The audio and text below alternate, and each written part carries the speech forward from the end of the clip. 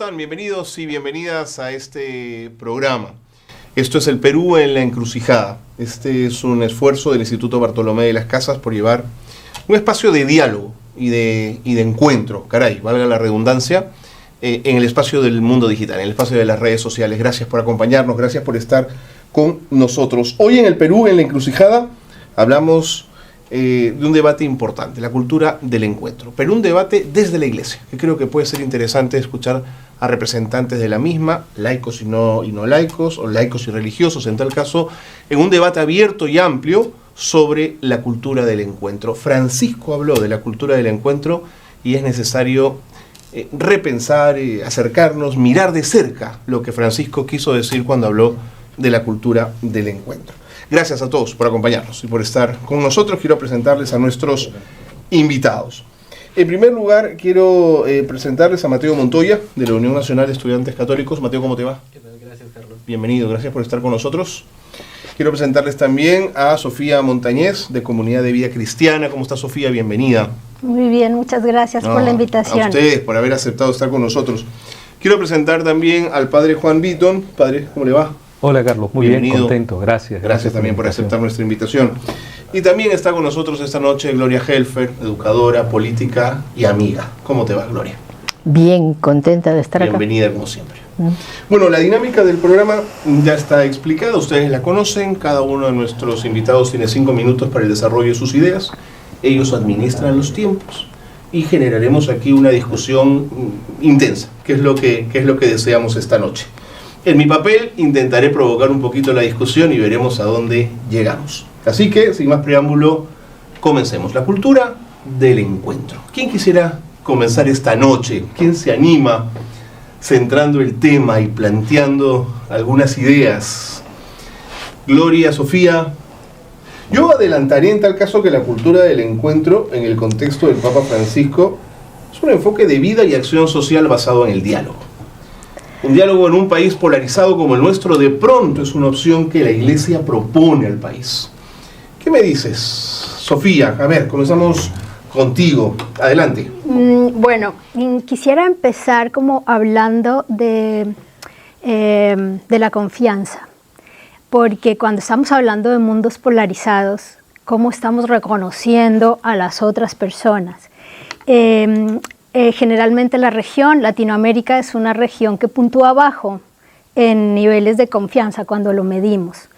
Y eso afecta muchos aspectos de la vida cotidiana. Entonces me parece que para empezar con una cultura del encuentro es importante trabajar la confianza, cómo nos estamos reconociendo los unos a los otros, que estamos aportando y cómo estamos considerando el aporte de los demás. Entonces, creo que eso lo quiero trabajar más adelante, porque en el mundo entero que se han hecho, digamos, mediciones de la confianza, en el mundo entero la confianza está bajando, no solamente en el Perú, sí, se está afectando. Okay. Entonces, me parece que es un tema que vale la pena mirar cuando hablamos del encuentro. Es una buena forma de enfocarlo. Sofía usa 1 minuto 09 en su primera intervención. Mateo me pide la palabra. Sí, justo quería retomar lo que decía Sofía acerca de la confianza.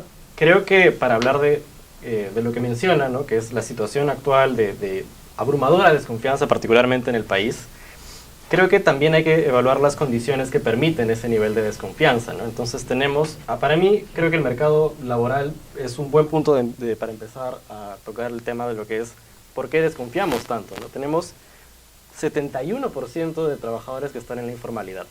¿Eso qué quiere decir? Quiere decir que 7 de cada 10 peruanos prácticamente no pueden confiar en el Estado para que les garantice sus derechos, no tienen garantía de un ingreso estable, no tienen garantía de un seguro de salud o de un descanso médico, ¿no? Se supone que están en el MINSA, ¿no?, pero igual no les cubre de salud, no tienen garantía tampoco de pensión, ¿no? Entonces, básicamente están a merced de su empleador o a merced de esperar que su trabajo sea muy bueno para captar la atención de una gran demanda en el mercado nacional, ¿no? Entonces, cuando tienes esta circunstancia, digamos que es común, es frecuente que la gente empieza a desconfiar la una de la otra. Es básicamente ellos y sus familias, y en algunas experiencias sus barrios, versus el resto. Entonces creo que eso permite generar una suerte de abrumadora desconfianza. Para lidiar con ella hay que, creo, abordar el problema anterior, ¿no? Que es, en este caso, el estar solos, ¿no? Sí, sentirse abandonados. El sentirnos abandonados. De acuerdo, Mateo usa 1 minuto 39 de su tiempo. Sofía, te puedo dar la palabra, salvo que Gloria o el padre Juan quisieran intervenir, por favor, con toda libertad. Bueno, yo primero hacer este puente, ¿no? Me parece interesante las dos entradas de Sofía y de Mateo. Porque quizás haría el puente, moviendo un poco la olla, como se dice, ¿no? Entre lo social, ¿no? Y lo eclesial. ¿Por qué Francisco propone esto? ¿No? ¿De dónde sale esta propuesta? De hecho, tiene mucha historia, tiene mucho bagaje, pero creo que centrarse en cómo vio él, ¿no? Uno dice que extraña algo cuando ya no lo tiene, ya no está Francisco con nosotros. Entonces, ¿qué nos deja, ¿no? Esta escuela que yo creo que es neurálgica? La cultura del encuentro, el magisterio y en la misión de Francisco, liderando la iglesia. Entonces, esto me permite a mí hacerme una pregunta. ¿Por qué existen culturas de desencuentros, ¿no? Para que se proponga una cultura del encuentro, ¿no? ¿Qué caracteriza actualmente nuestra sociedad nacional y mundial con los desencuentros, con lo que justamente tiene que ver con la cultura también, ¿no? Entonces yo lo plantearía desde ahí, ¿no? Una reflexión en por qué es importante y necesaria una cultura para que luego esa cultura sea promovida desde el encuentro, ¿no? De acuerdo. Juan, muchas gracias también. 1 minuto 09, tiempos parejos. ¿Quién quiere, por favor, continuar? Gloria, por favor, adelante. Con todo gusto. Mira, yo quiero retomar para justamente juntar lo que acá ya está ocurriendo, ¿no? Que es un encuentro, poner el tema del título, el Perú en la encrucijada, ¿no? Entonces, pareciera que estamos en un sitio donde vamos a ir por allá o podemos optar de ir por el otro lado. Pero yo quiero darle el tono de lo que significa el camino que tomemos en esta encrucijada. Porque aquí hay cuestiones gravísimas que están pasando y que tenemos que abordar en su sentido de la urgencia. Porque de un lado estamos al borde. Estamos en la cornisa, estamos en la azotea sin cerco, porque lo que estamos viviendo es sumamente grave. Y entonces yo ubico esto de cultura del encuentro, además que cultura, manera de vivir, de sentir, en este dilema de lo que hemos pasado de décadas de desencuentro, de propiciar la confrontación, justamente el individualismo, ese 70% de informales, ¿no es cierto? Mateo, ¿no? De lo que hablaba Mateo, y que sálvese quien pueda, ¿no? Que es tan fuerte y de confrontación, de enfrentar, de dividir, de no permitir justamente que se junten, y donde hay gente que se está juntando, buscar de enfrentar. Y lo que estamos viviendo hoy día, si no miremos la televisión, todas las noches, las más altas autoridades lo que nos proponen es confrontación, porque los que me enfrentan, porque no entienden lo que estamos haciendo, los caviares, unos y otros, todo es confrontación. Y en medio de eso, que es la cultura del desencuentro, entonces nosotros tenemos que plantear cómo ganamos confianza, que es lo que habla Sofía, ¿no?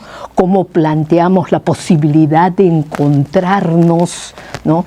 Y claro que sí, por supuesto, en la cultura del encuentro para la búsqueda de ser más fraternos, más humanos, que es el planteamiento de Francisco, ¿no? Que eso es lo que tenemos y tenemos que agarrarnos para poder seguir adelante. Ahora, ¿no les preocupa en todo lo que han planteado, y es una duda sobre la cultura del encuentro que viene desde sectores más tradicionales de la Iglesia, que consideran que un énfasis excesivo en el diálogo y en la apertura podría diluir la identidad católica de lo propuesto por Francisco? ¿Qué les parece esa crítica? Sin mellar, por supuesto, en lo que van a comentar. Yo planteo eso, por favor, si les sirve, tómenlo. Si no, sigamos conversando y proponiendo. ¿Quién se anima? Mira, lo que pasa Juan. es que es muy común. En estos días estamos a nivel de Iglesia Universal animando mucho la Iglesia sinodal, que lo comentaste, Ajá. lo hiciste en tu introducción. Justamente significa caminar juntos. Y la primera característica del caminar juntos es escucharnos, ¿de acuerdo? Unos a otros. En este camino, lo que acabas de decir lo he escuchado muchas veces, Okay. ¿no? Hasta cuándo escuchamos y cuándo empezamos a proponer cosas, ¿no? En otras palabras, Entiendo. el diálogo tiene un límite. Luego hay que empezar a hacer algo. Pero ahí viene el tema, yo creo que ahí está la trampa, ¿no? Visto desde el punto de vista de la fe, escuchar es evangelizar, escuchar es ya anunciar algo, ¿no? Escuchar es ya proponer un proyecto de vida, ¿verdad? Que eso va a transformarse poco a poco como proceso, ¿sí? En un encuentro. Pero no podemos saltar la etapa. ¿Por qué? Porque si no se transforma, o en todo caso volvemos al punto cero, que es el desencuentro y la imposición de ideas, ¿no?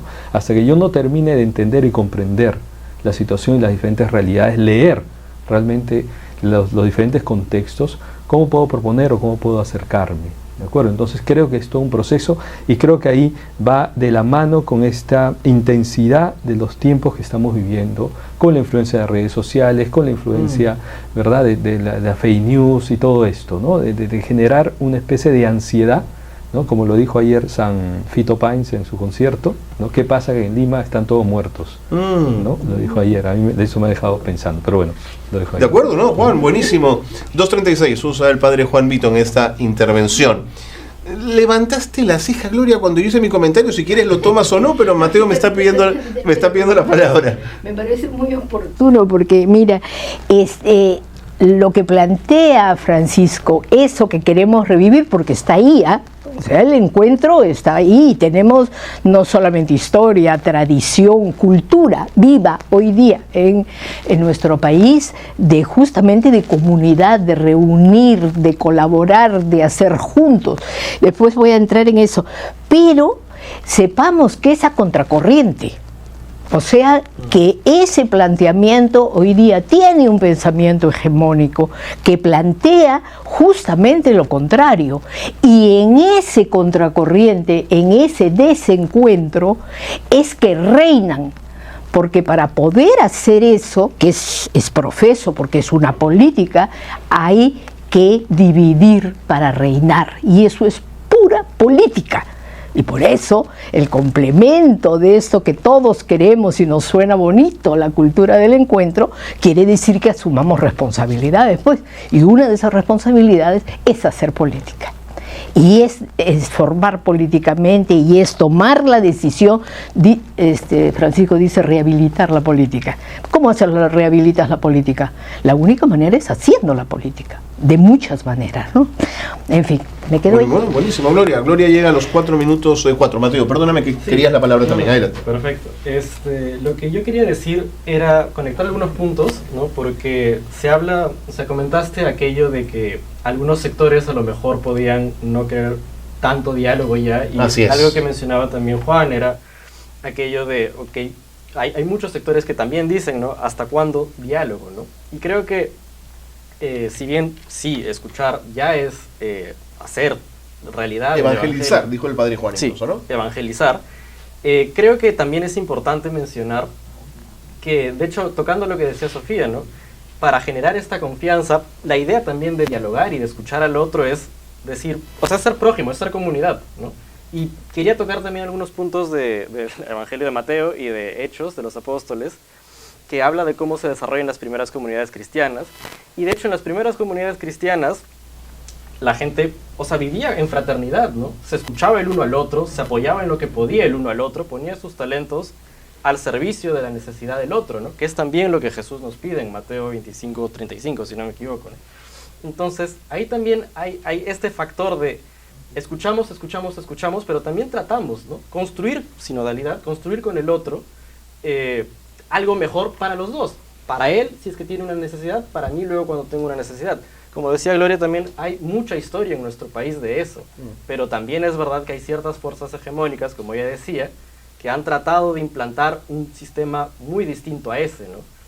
Y creo que habría que reevaluar en qué sentido estamos siguiendo ese camino hegemónico, ¿no? Y si nos es útil como país. Correcto, Mateo. 3:18, 3:19, el tiempo empleado por Mateo Montoya. Tienen en pantalla ustedes los tiempos usados por nuestros invitados. Gloria ha sido quien más nos ha dado de momento en este bloque, pero por supuesto seguimos conversando. Sofía, te provoca intervenir, adelante. Sí, me parece importante como que cuando hablamos del diálogo, el diálogo es abrirnos a reconocer como sabiduría, reconocer por dónde, digamos, va aleteando el espíritu, como por decirlo de alguna manera.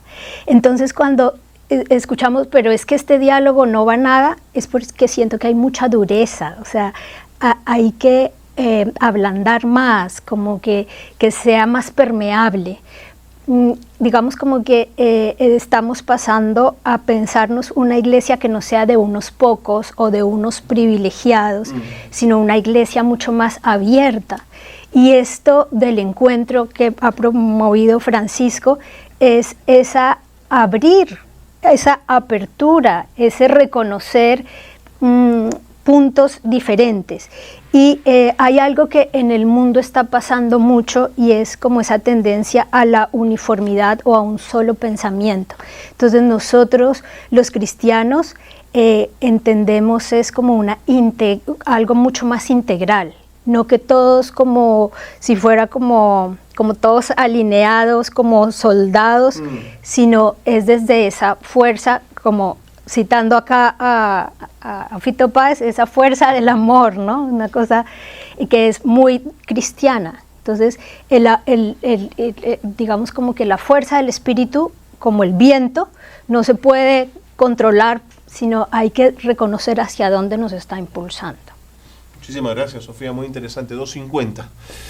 ¿Quién toma la palabra? ¿Quién quiere completar ideas? Juan. Inspiran las palabras de Sofía, porque en Fratelli Tutti Francisco dice, la vida es el arte del encuentro, ¿no? Yo creo que hay que caminar hacia eso, o sea, hacia pasar del mundo de las ideas al mundo de las experiencias, ¿no? Yo he tenido muchos encuentros de diferentes personas, sacerdotes, laicos en general, ¿no?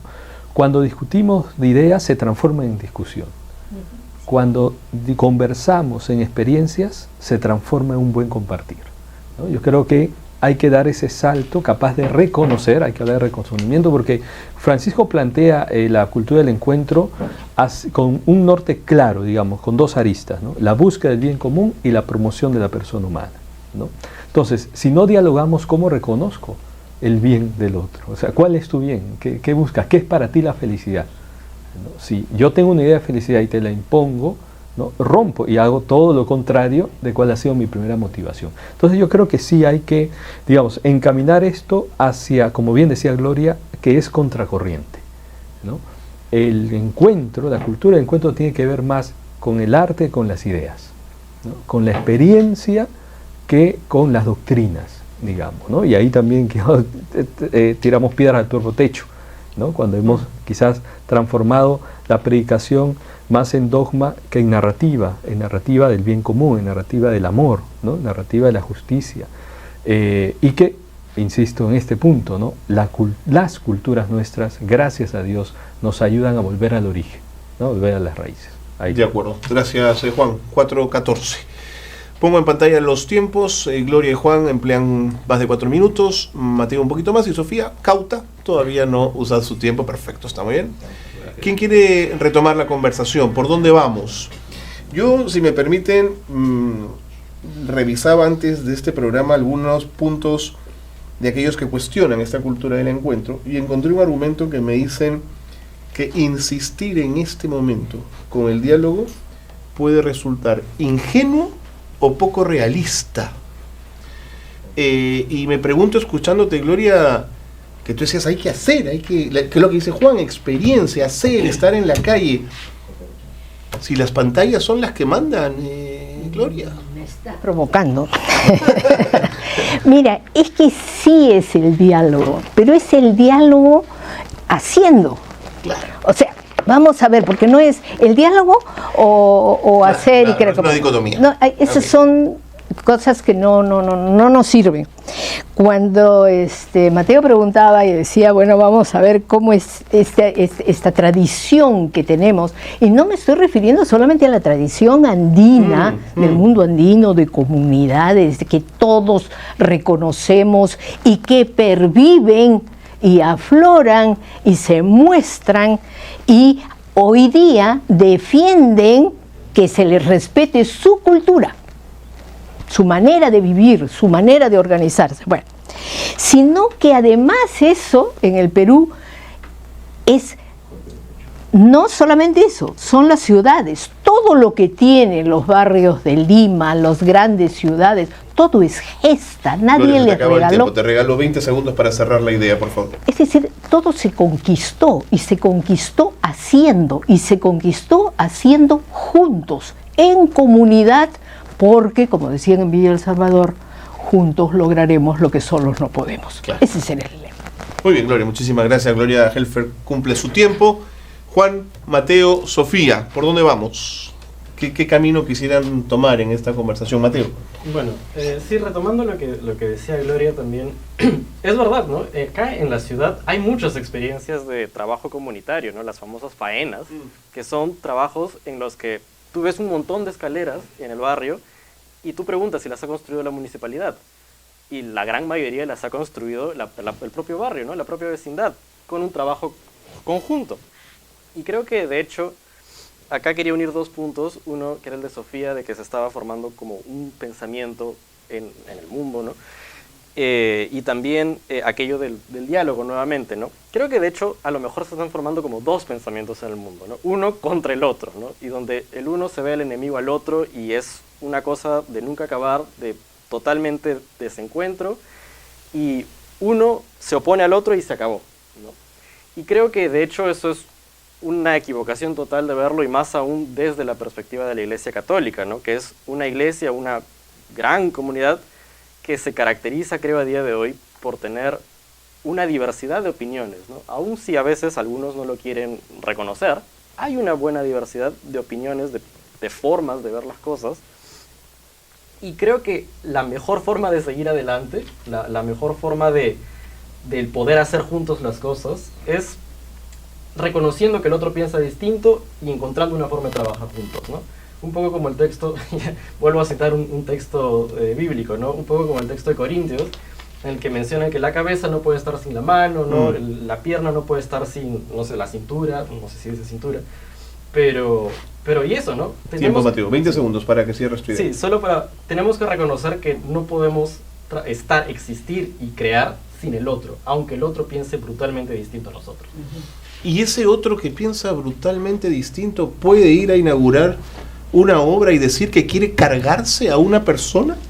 Y ese que dice me quiero cargar a Gorriti, cuando se cargan a Gorriti, en esa expresión que desde mi perspectiva habla de muerte, ¿no es cierto?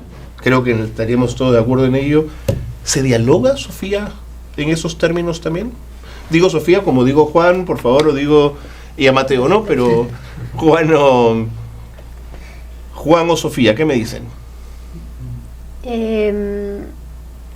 Hay bases para el encuentro. Entonces tenemos que encontrar mínimos. Mínimos tiene que ser el respeto del otro, el respeto de la vida, de la existencia del otro. Y siento que cuando estamos en culturas que, digamos, parte de la cultura del desencuentro es la violencia, que va escalando, ¿no? Eso empieza de una manera, veíamos en los mundos digitales, la gente empieza, di mentiras, que de tanto decir algo queda y se va tergiversando algo, o cuando se dicen cosas fuera de contexto, entonces quedan un poco como extrañas. Hay cosas que nos van sacando y como que digamos como que tenemos que, como cristianos, porque esa es una bandera nuestra, como cristianos, esforzarnos por construir fraternidad, por construir espacios donde quepamos todos, como lo dije. Entonces, no es fácil porque hay ataque y no hay verdad. Y mucho del encuentro pues tiene que pasar por la reconciliación. Eso es otra palabrita por ahí que es clave, sobre todo cuando ha habido tantas heridas, tantos dolores y tanta exclusión. Voy a dar la palabra a Juan Beaton, pero tan solo decir que si cito a Gorriti, también tengo que citar con estupor lo ocurrido en Estados Unidos cuando alguien dispara a alguien que no piensa como yo, que es un fanático de derechas, pero que nadie tiene el derecho a quitarle la vida de la forma como se le han quitado, tampoco. Es decir, ya esa polarización está llevando a que nos matemos, Juan. Literal. Si no es con balas, de otra manera. Exactamente, matando, ¿no? exactamente. Pero yo diría que me hacen reflexionar. Yo diría que no es una cultura de desencuentro, ¿no? Como se ha motivado la pregunta original. Yo diría que eso, las culturas de los falsos encuentros, más bien. O sea, ¿para qué nos encontramos? ¿No? En una sociedad del encuentro y la búsqueda del bien común hablamos de algo. Nadie sobra. De todos podemos aprender y hacia todos podemos orientarnos.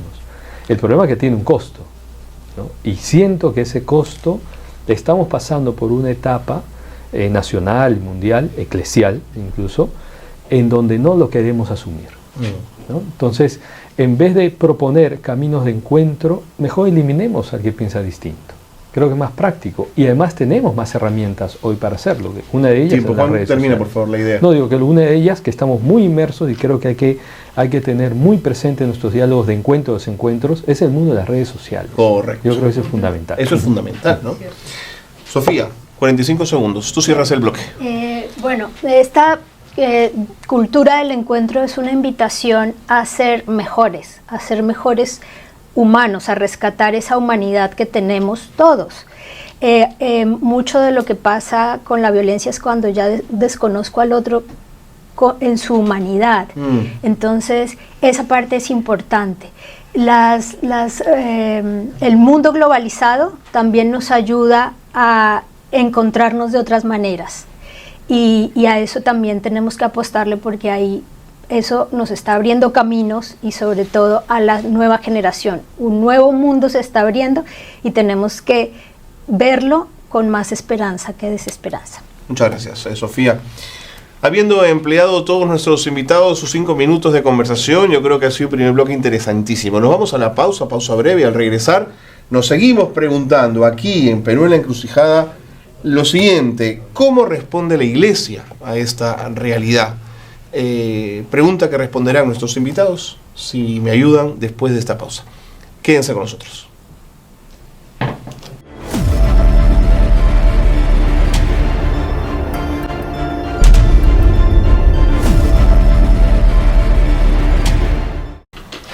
El Perú en su encrucijada. Gracias por acompañarnos. Estamos hablando de un debate desde la Iglesia sobre la cultura del encuentro. Este es un programa que es posible gracias al Instituto Bartolomé de las Casas, que con su apoyo, su tenacidad y sus ganas de abrir el diálogo hace posible este encuentro.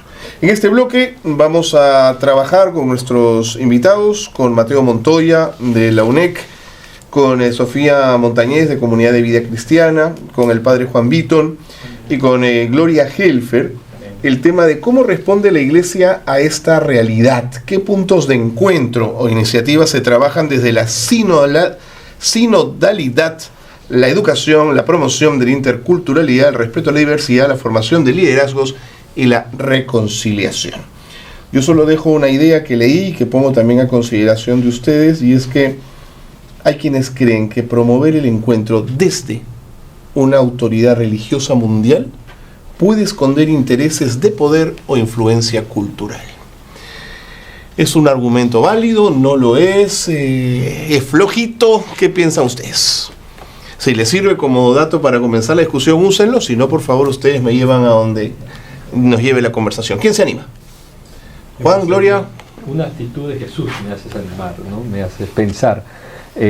Hay que estar atentos, ¿no? Nunca hay que aceptar lo que Jesús rechazó, ¿no? Y el tema del poder, el tema del dominio, definitivamente Jesús no lo aceptó, ¿no? Entonces esto me permite poner como una fuente, cuando hablamos de iglesia, ¿no? Y a veces lo podemos poner frente a la sociedad o sobre la sociedad, o muchos lo ponen debajo de la sociedad. La iglesia es sociedad, ¿no? La iglesia es mundo. Entonces, porque gracias hasta ahora no somos marcianos por lo que estamos en la iglesia, ¿no? Somos parte de, votamos, ¿no? Ejercemos nuestra ciudadanía, también tenemos nuestros propios sufrimientos humanos, personales, afectivos. Entonces creo que formamos parte, ¿no? De un todo. Y yo diría que una gran iniciativa, digamos, un gran paso en el Espíritu Santo de la Iglesia Católica fue el Concilio Vaticano II, ¿no? Porque ya no puso al mundo como el enemigo, estoy siendo muy breve, muy sistemático, sino que entramos justamente en un diálogo, ¿no? Porque ese mundo, si lo vemos teológicamente hablando, es el mundo en el que Jesús se encarnó, en que Dios quiso estar, no en Marte o en Júpiter, en este mundo con todo lo que eso significa, ¿no? Creo que ese primer paso en el siglo XX, ¿no? Un siglo XX bastante complejo, ¿no? De 2 guerras mundiales, ¿verdad?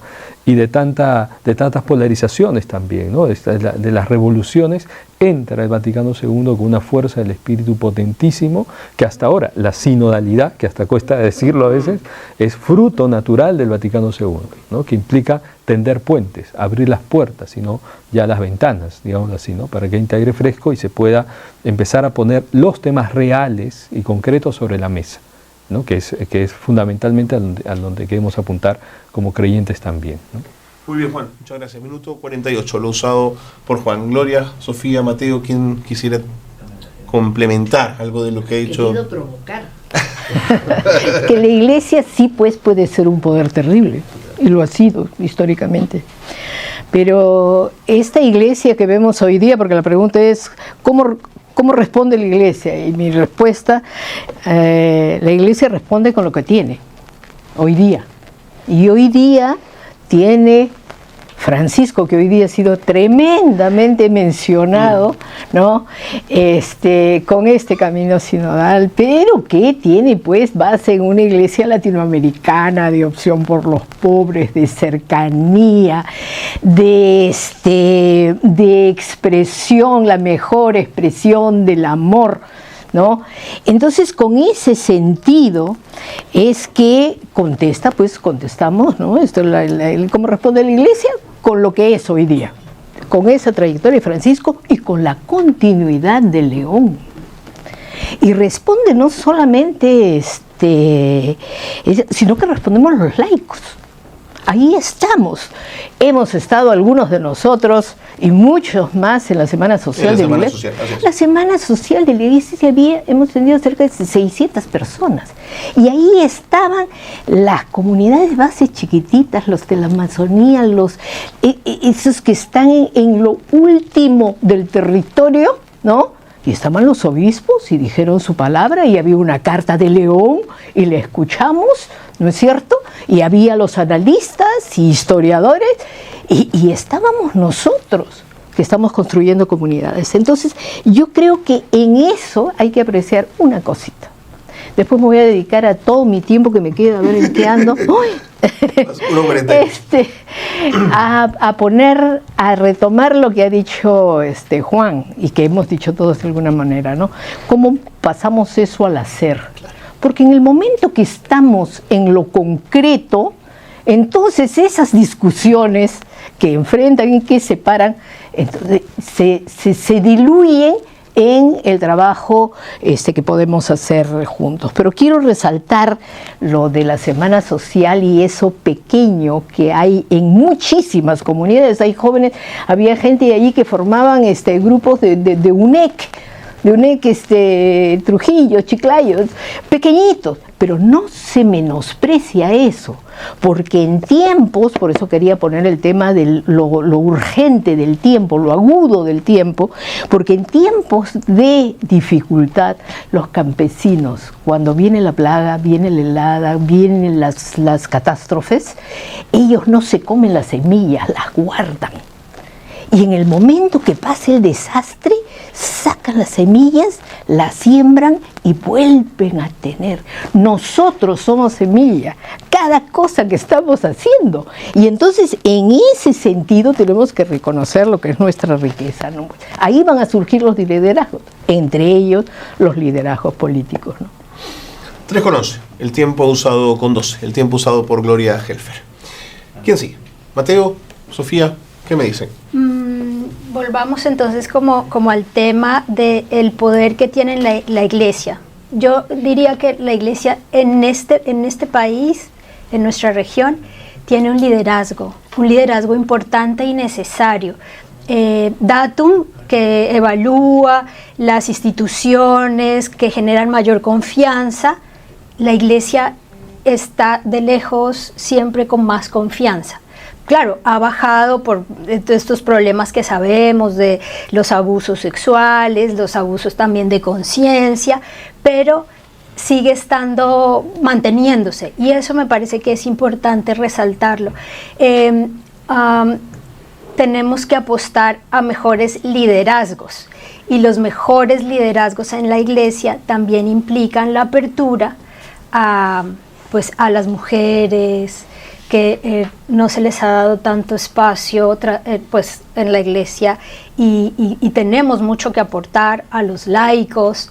Tenemos mucho que decir sobre la vida cotidiana. Los laicos podemos aportar muchísimo en cómo hacemos para vivir la vida cotidiana. Y cerrando esto, también la iglesia nos da herramientas como el discernimiento para reconocer por dónde me mueve el Señor a hacer con mi vida. Y eso es súper importante.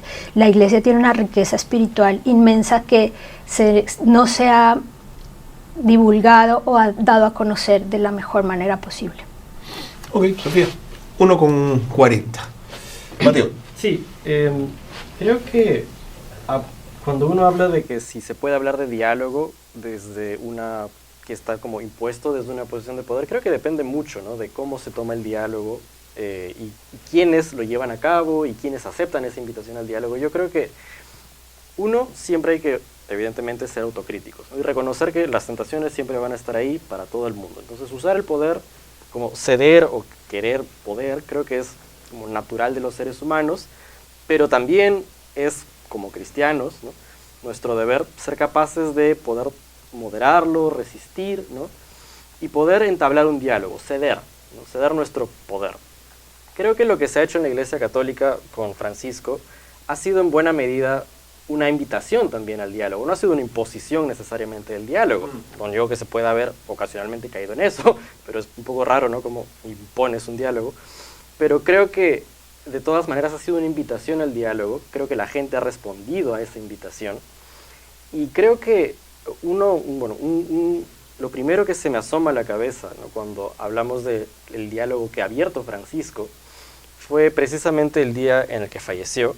Y en redes sociales yo me acuerdo que veía muchos mensajes de gente que no era creyente, que nunca había comulgado con la iglesia, no estaba de acuerdo para nada con lo que muchos decían, y reconocían el trabajo de Francisco, reconocían que la iglesia podía ser un espacio para trabajar por la gente más pobre, por la gente más necesitada.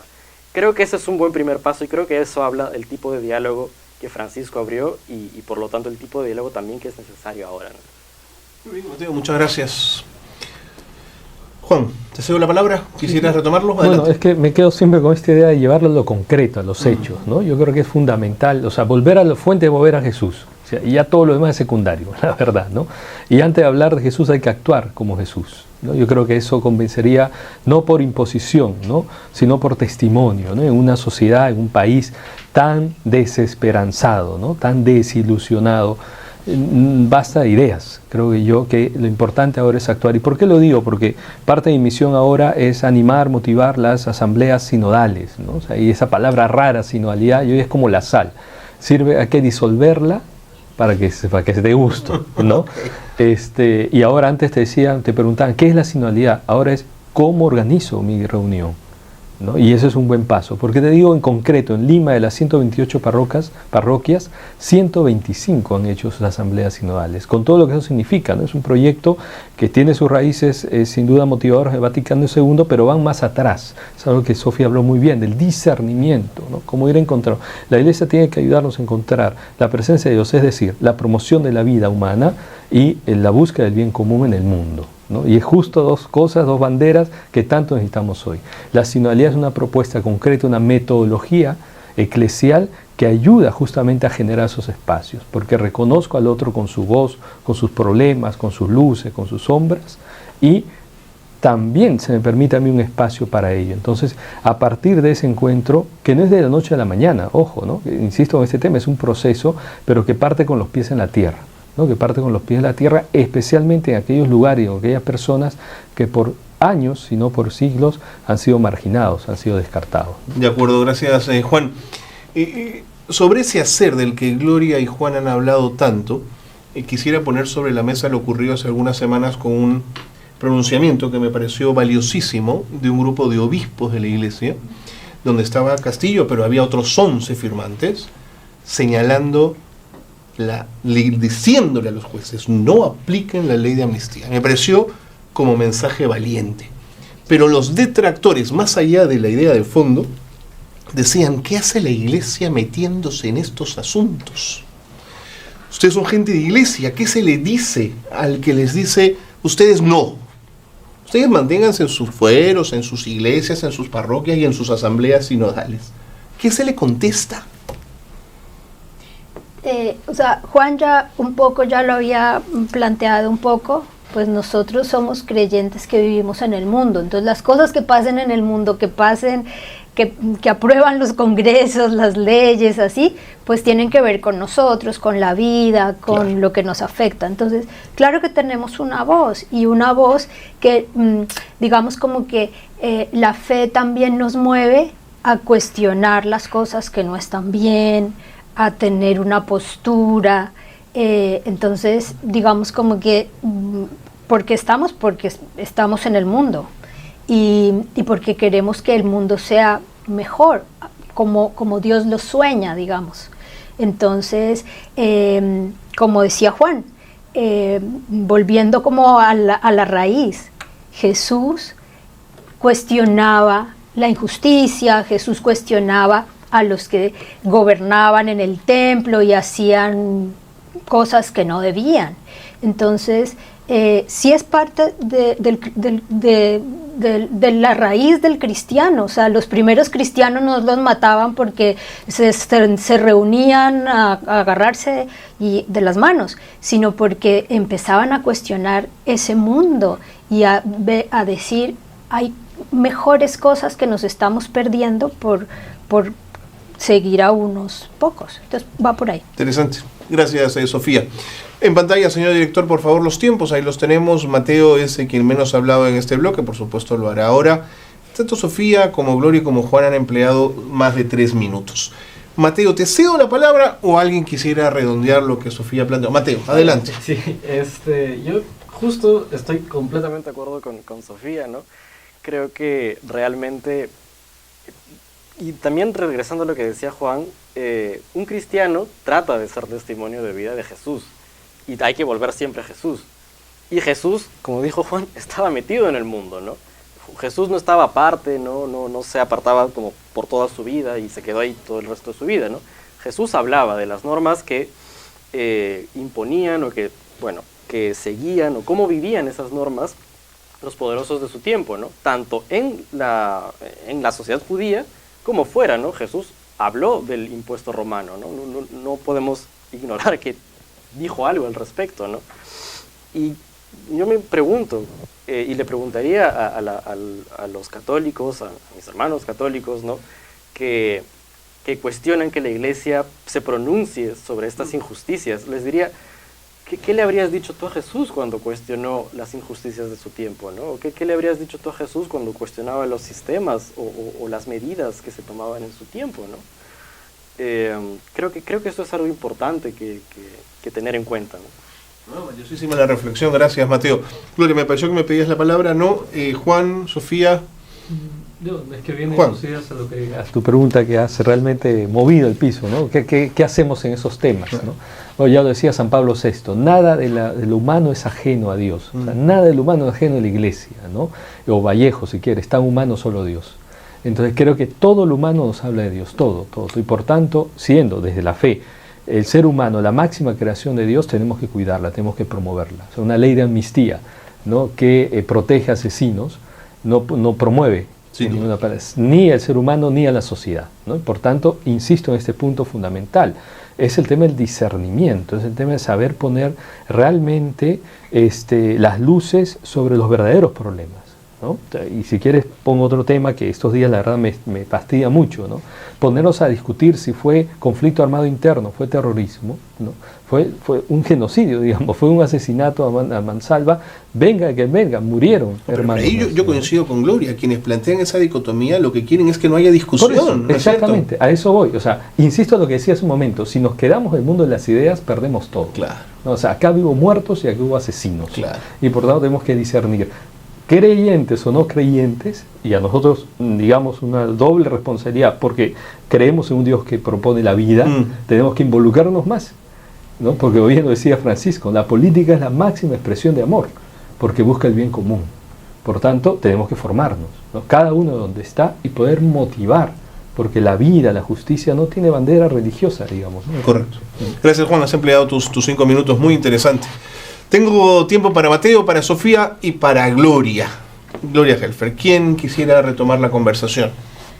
Mira, retomando lo que acaba de decir Juan, sí, pues es que una ley de impunidad lo que hace es alimentar que se siga haciendo lo mismo. Y eso afecta a la vida, es una autorización para matar. Y eso se normaliza y se vuelve la gente insensible frente a eso, y frente a eso nosotros tenemos que responder. Y entonces nos encontramos en el hacer. Retomo mi tema, porque si no, no resulta, pues porque tenemos que tener ese efecto demostrador. Miren, la gente está indignada, está harta, está furiosa, está dolida. Entonces, en el hacer, nosotros tenemos, voy a propagandizarme nuestra última aventura en Resucita Perú, ahora educadores, estamos en una movilización que se llama de la indignación a la acción. ¿Por qué? Caliwarma, pues, Huasimicuna. O sea, después corrupción que tratan a los niños y les dan a nuestras niñas estudiantes comida de animales, deshumanizar, ¿no es cierto? Que ofenden, que irritan a la gente. Pero ¿y qué hacemos? Entonces es de esa indignación a la acción. Y esa acción es una acción concreta con los profesores, con las familias, las mesas de concertación de lucha contra la pobreza. Las comunidades se están armando, está funcionando. Y esa es una respuesta y eso es un compromiso que nosotros decimos es concreto, igualito el agua. El agua mueve a la gente. ¿Por qué? Por la escasez, por la contaminación, por el desperdicio. 20 segundos finales, Gloria. Entonces, yo creo que lo que tenemos que ver es que en eso concreto, en eso aprendemos a caminar juntos, ahí vencemos la desconfianza, ahí también creamos los vínculos para poder seguir transitando, porque el camino no va a ser fácil. Correcto. Muchas gracias, Gloria. Al igual que Juan, han empleado sus 5 minutos. Sofía y Mateo, quedan ustedes para ir cerrando este segundo bloque y el programa.